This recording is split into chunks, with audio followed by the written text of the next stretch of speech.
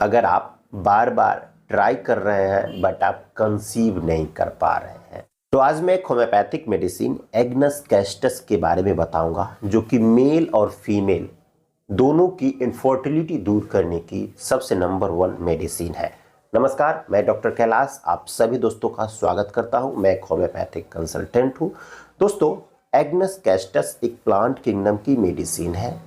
इसका common name जो होता है वो है चेस्ट ट्री के नाम से ये जाना जाता है। ये एक एफ्रोडीजियक है और ये बहुत सालों से सेक्सुअल वीकनेस को दूर करने की काफ़ी अच्छी मेडिसिन है। चाहे वो सेक्सुअल वीकनेस मेल में हो या फीमेल, दोनों की सेक्सुअल वीकनेस की दूर करने की बहुत ही नंबर 1 मेडिसिन है। अगर इसके मेंटल सिम्टम्स को अगर हम देखते हैं तो रोगी को फॉरगेटफुलनेस की कंडीशन रहता है, उसकी याददाश्त कमज़ोर रहती है। इसके अलावा वो फियर ऑफ डेथ की कंडीशंस रहता है, मरने से बहुत ज़्यादा वो डरता है। और अगर इसका कॉन्स्टिट्यूशन देखा जाए तो उसका रोगी जो होता है अच्छा खाना खाता है, हर एक चीज़ समय से करता है, लेकिन वो जवानी में ही बूढ़े के जैसा दिखने लगता है। एग्नस कैस्टस का सबसे ज़्यादा यूज अगर देखा जाता है तो वो होता है सेक्सुअल वीकनेस को दूर करने के लिए और इनफर्टिलिटी को दूर करने की।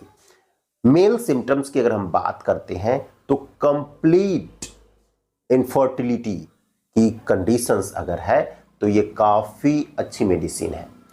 अगर आप बचपन में बहुत ही ज़्यादा सेक्सुअल एब्यूज से गुजर चुके हैं, बहुत ज़्यादा मास्टरबेट कर चुके हैं, जिस कारण से आपका जो सेक्सुअल ऑर्गन है वो रिलैक्स हो गया है, आपका पेनिस बिल्कुल छोटा हो गया है और वो टेढ़ा हो गया है, आपको इच्छा तो बहुत रहती है, प्रबल इच्छा रहती है। जब आप सेक्सुअल इंटरकोर्स करना चाहते हैं तो आपको उतनी स्टेमिना नहीं आती है, इरेक्शन नहीं आता है, आपको इरेक्टाइल डिस्फंक्शन की समस्या होती है और हमेशा आपको इच्छा अंदर से इच्छा रहती है, बट उसमें जरा सा भी ताकत, जरा सा भी स्टेमिना, जरा सा भी इरेक्शन आपको नहीं होता है, जिसके कारण आप सेक्सुअल इंटरकोर्स नहीं कर पाते हैं।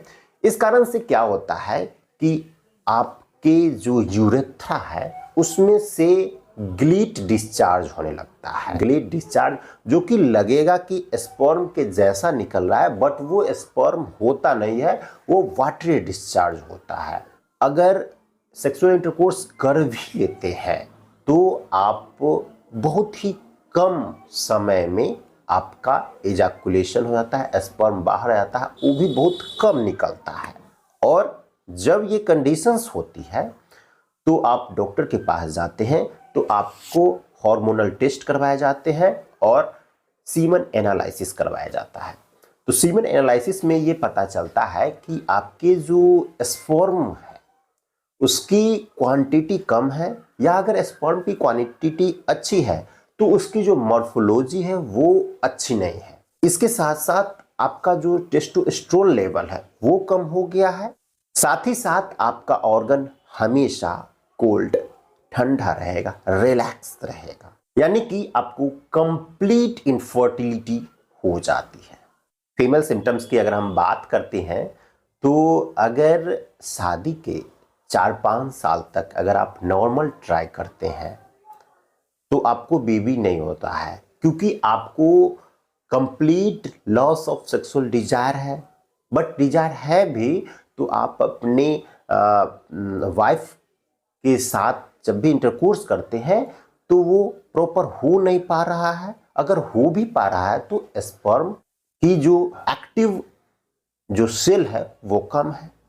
उसके कारण महिलाओं में क्या होता है कि अगर 4-5 साल तक अगर बेबी नहीं होता है तो उनको बहुत सारी मानसिक उलझन आती रहती है, बहुत सारे मेंटल सप्रेशन आया रहते हैं, मेंटल दबाव, मानसिक दबाव होने लगता है, जिसके कारण वो सेक्स इंटरकोर्स से भागती है।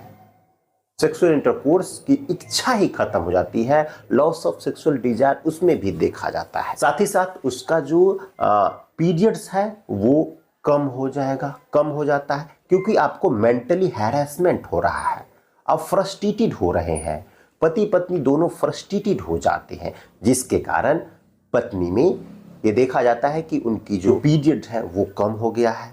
इसके अलावा वेजाइनल डिस्चार्ज होने लगता है। वेजाइनल डिस्चार्ज का जो कलर होता है वो येलोइश होता है और बिल्कुल ट्रांसपेरेंट, बिल्कुल पतला होता है, जो कि आपके कपड़ों में धब्बे होने लगते हैं। और अगर कभी कभी इच्छा होती भी है तो हिस्टीरिया के जैसे लक्षण महिलाओं में दिखने लगते हैं।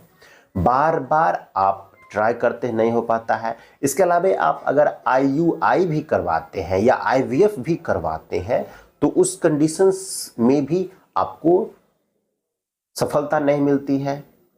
तो इस तरह के फ्रस्ट्रेशंस होने लगते हैं और उनका पीरियड बिल्कुल स्कैंटी हो जाता है, कम हो जाता है, और महिलाओं में सेक्सुअल डिजायर की कमी देखने को मिलती है। उस कंडीशंस में अगर आप एग्नेस कस्टस लेते हैं तो आपको इनफर्टिलिटी ठीक हो जाती है। जब इनफर्टिलिटी ठीक हो जाती है तो महिलाओं में एक पिकुलियर सिम्टम्स देखने को मिलता है कि उनको बेबी के डिलीवर होने के बाद उनको एक गैलेक्टिया की कंडीशंस हो जाती है, यानी उनके स्तनों में एब्सेंस ऑफ मिल्क की कंडीशंस होती है, दूध बनता ही नहीं है, जिसके कारण उनको डिब्बा बंद दूध पिलाना पड़ता है। तो अगर आप एग्नेस कस्टस का इस्तेमाल आफ्टर डिलीवरी करते हैं तो आपको दूध भी बनने लगेगा और आपको बाहरी दूध अपने बच्चे को पिलाना नहीं पड़ेगा। तो ये थी इसके साइन एंड सिम्टम्स। अब हम जानते हैं कि इसको यूज कैसे करना है। जैसा कि मैंने आपको बताया है कि जो भी सेक्सुअल वीकनेस है उस कंडीशंस के लिए मेल और फीमेल दोनों को एग्नेस कस्टस को मदर टिंचर फॉर्म में 10 बूंद हल्के गुनगुने पानी के साथ सुबह, दोपहर, शाम अगर आप 2 से 3 महीने तक लगातार अगर आप लेते हैं तो आपकी जो इनफर्टिलिटी की जो समस्या है ये बिल्कुल ठीक हो जाएगी और आपको बेबी कंसीव हो जाएगा। ये वीडियो कैसा लगा आप हमें कमेंट करके जरूर बताइएगा।